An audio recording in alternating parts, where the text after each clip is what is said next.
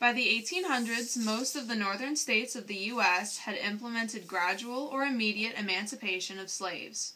The South, however, still heavily depended on slavery.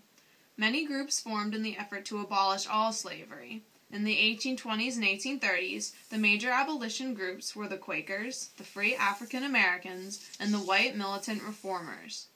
The Quakers were the head of the American Colonization Society. The major supporters of abolition and equal treatment of Africans were the Free African Americans.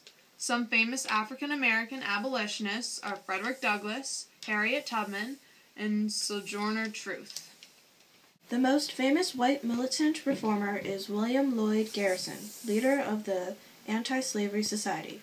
In his paper, The Liberator, he demanded emancipation and acknowledgement of the immoral nature of slavery. Garrison's crusade against slavery radicalized the northern anti-slavery religious groups. In 1835, abolition groups mailed over 1 million anti-slavery tracts to the southern states. The backlash was tremendous.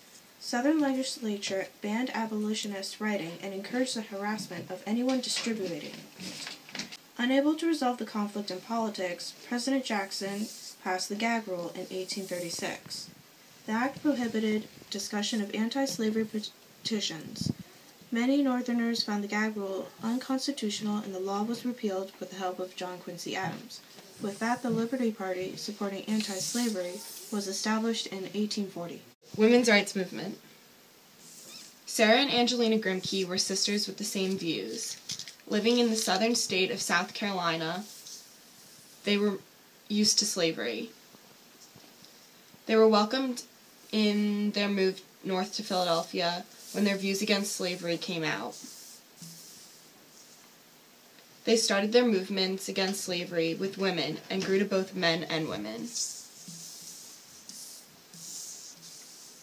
Being the first women public speakers, ministers were unhappy.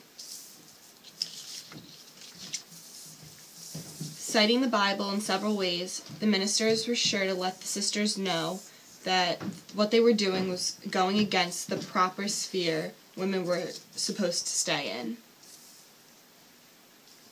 Sarah sent back a letter making sure the ministers knew her rights were equal to those of men. Women's rights didn't stop there, though. The Seneca Falls Convention was the first women's rights movement. It helped to push the adjustment of laws to be equal to women as much as men.